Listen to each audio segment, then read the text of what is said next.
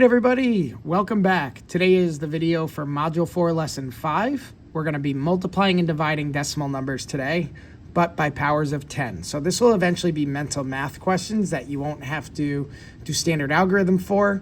Just remember, anytime you multiply or divide, or even add or subtract with easy 10 numbers, numbers that end in zeros, you know there should be some form of mental math involved to make your life a lot easier, okay?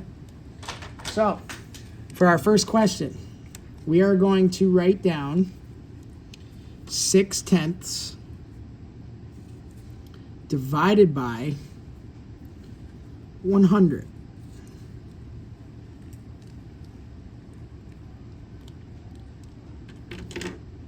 All right.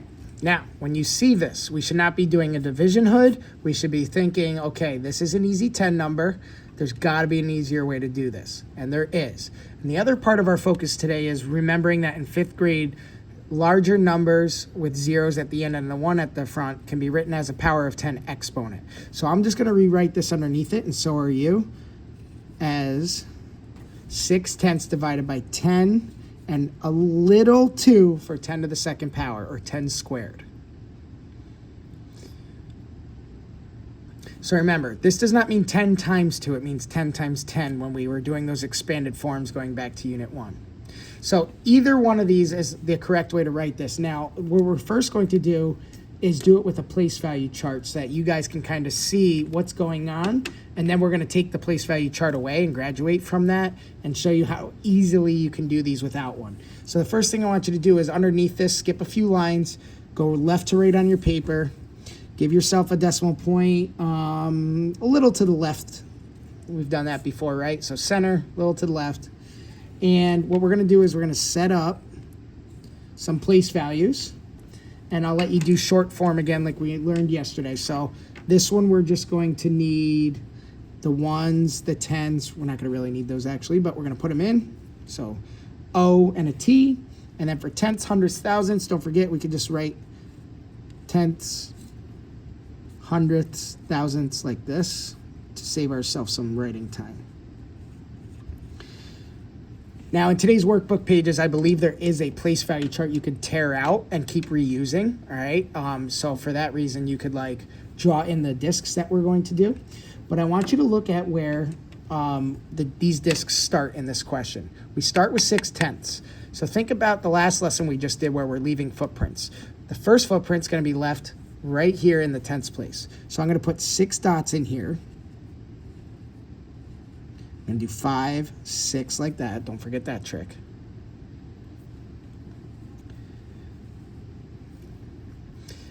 And then for my picture here, I'm going to shift these because this is all times 10 divided by 10 to the place value where they should be ending up. So if I see them dividing by 10 to the second power or 100, I have to shift twice. Because if I just bring these discs to one of these directions once, that's multiplying or dividing by 10. Next thing you got to remember is when you go this way, you're getting smaller. So if we're dividing, we have to go to the right. So I am going to take an arrow and I'm going to go over twice to the thousandths place. And then I'm going to draw those dots in again. 1, 2, 3, 4, 5, 6. So here's where they were. There's our answer. Okay. One last thing I want you to do is on that arrow, write what we just did. We did not divide by 10 here. That would bring us only to here. We divided by 10 to the second power or 100. So I'm going to write divided by 100. So back up top, I want you to go and write an equal sign next to both of these with a line. They're both going to have the same answer. It's just two different ways to show 100. And we're going to write in the answer. So we have 6 discs in the thousandths place, so both answers are 6 thousandths. Okay? So you're going to get some questions with place value charts where you're not going to have to draw it. They're actually going to show it to you. And they're going to draw the arrows, and they're going to be showing you what you're multiplying or dividing by, and it's all going to be by tens. Now, if we take away the place value chart, this is how it gets a lot easier for you, okay? So I'm going to scooch this up now and give you some problems that you might see today. So let's do this one. Let's do a multiplication problem. You're going to write 3 and 205 thousandths times 10 to the third power.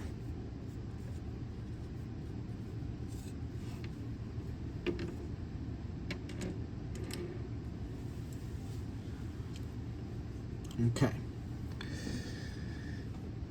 Now this number, to draw this on a place value chart, you would need discs in the ones place, discs in the tenths place, and 5 discs in thousandths. That's a lot of discs to move around. This was a lot easier because we only had a 1-digit number, so it would just fit right in there like that. But this is a reason why we don't want to be using place value charts for all these. That's a lot of digits right there. But because we're multiplying by an easy 10 number, a power of 10, there's an easy way to do this. And that is just shift all the digits. Now, even that can be hard. How do I move a 3? How do I move a 2? How do I move a 0 all at the same time? It's very difficult. So technically what's happening, don't forget when you multiply, you're going this way on the place value chart. See how we divided going that way? Instead of moving all these digits to the left, remember the decimal point does not move on the place value chart. It has to stay there. So what actually happens here is the decimal point's going to go to the right. And if you want to know if you're doing it the right direction, just think, if I'm multiplying, my final answer should be greater than this, okay? So we're going to use this strategy today called bunny hops. So all you're going to do is take your pencil, start on that decimal point, and we're going to travel the decimal point. So it's no longer going to be here. And we're going to do it 3 times to the right because we're multiplying, making this a bigger number. What's really happening, though, is the digits are going to the left. The 3's moving this way on the place value chart. These 2 discs are going 3 times over. The 0's going 3 times over. And the 5's going 3 times over.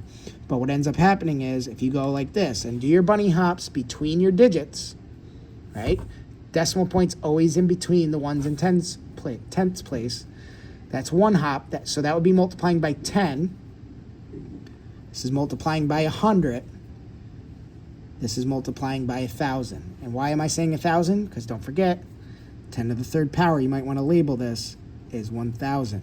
So we're going over 3 steps on the place value chart. And watch what I do here. I'm going to X out where the decimal point was.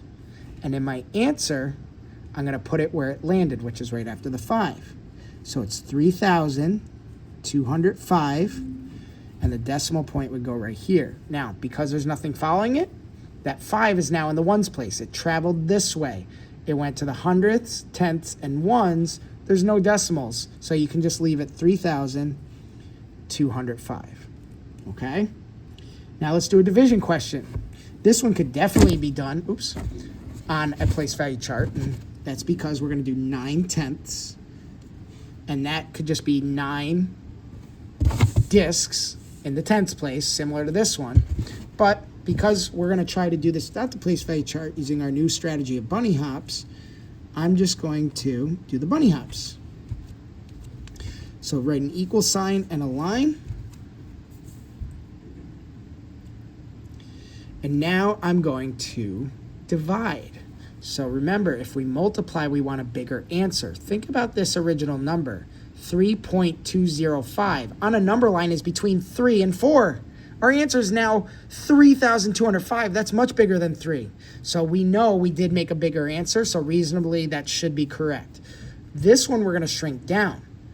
So we should know smaller than tenths is hundredths and thousandths. So our final answer, the 9 should be moved this way.